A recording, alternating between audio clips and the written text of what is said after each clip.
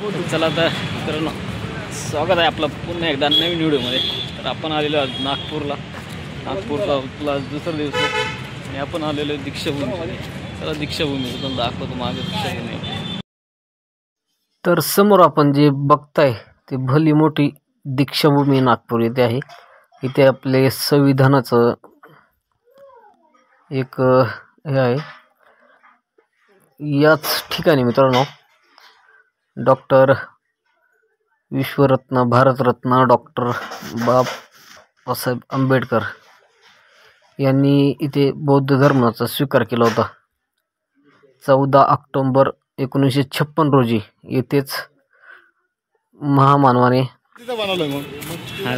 5 लाख अन्वयांसह बौद्ध धर्माचा स्वीकार केला होता.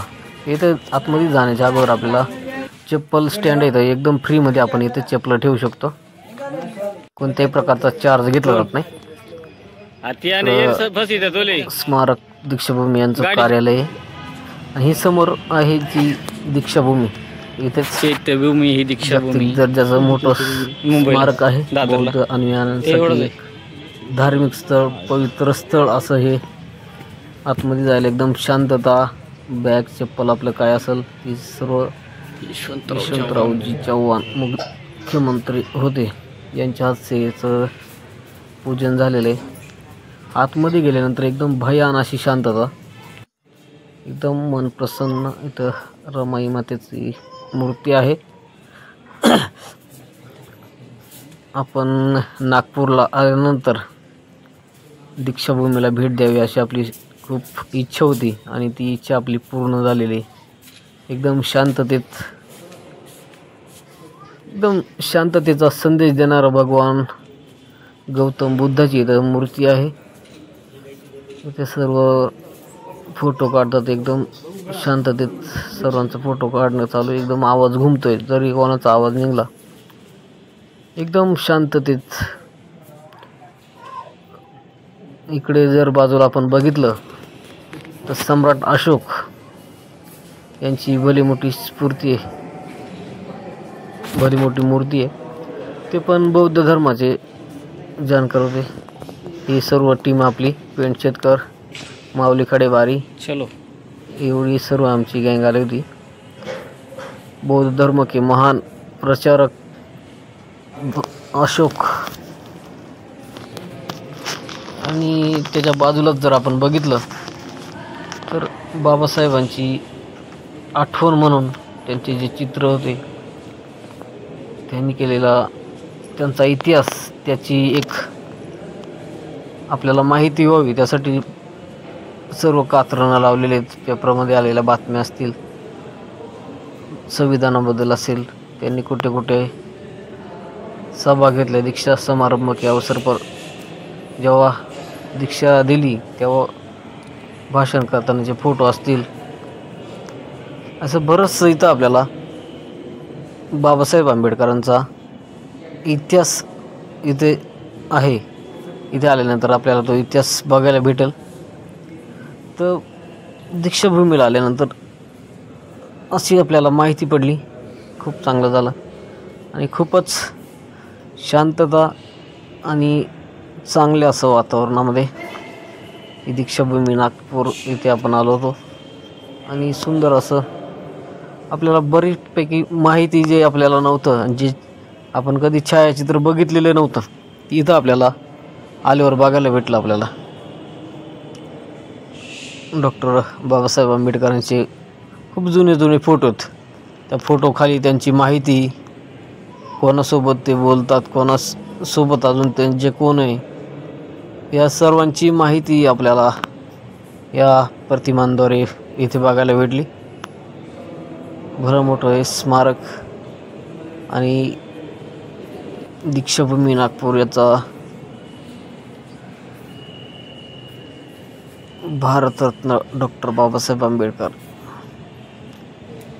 युनिव्हर्सिटी 125व्या जयंतीनिमित्त ते बनवलेलं होतं.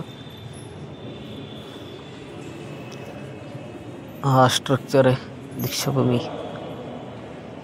नागपूरचा. तर चला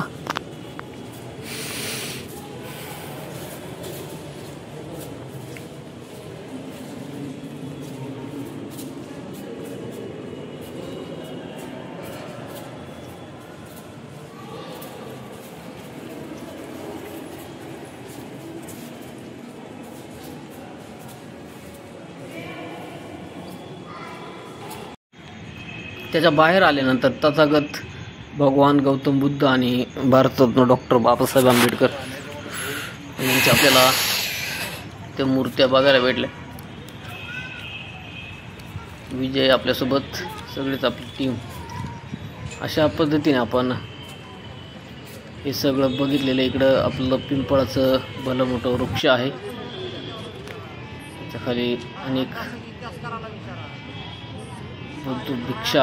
भिक्षुक आहेत, इथं मार्गदर्शन करतात.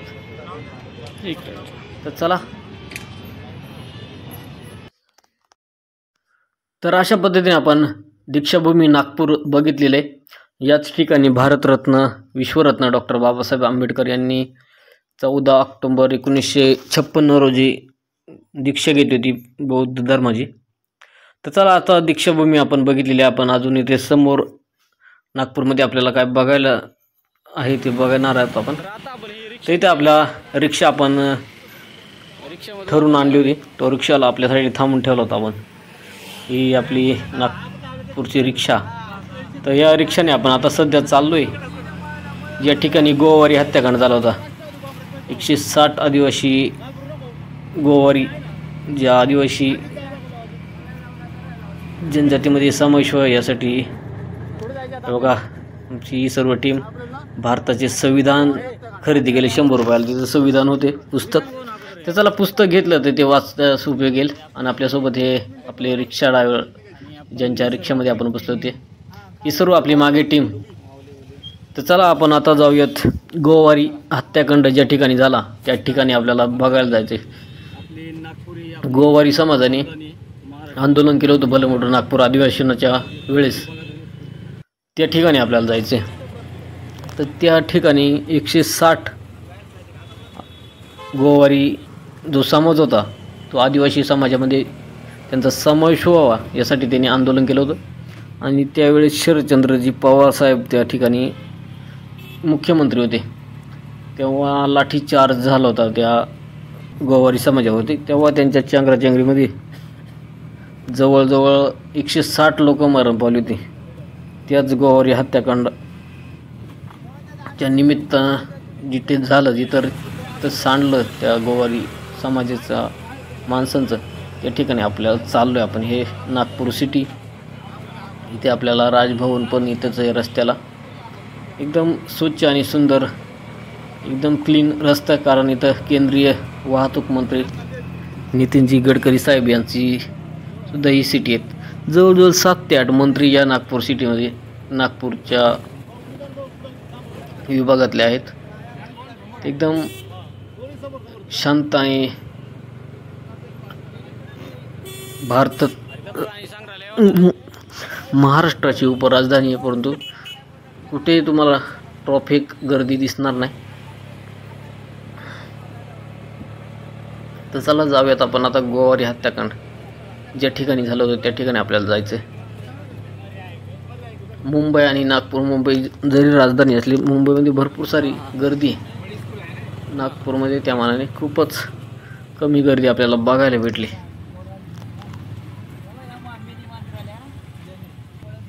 तरी ते नवीन प्रशासकीय इमारत वनभवन होतं.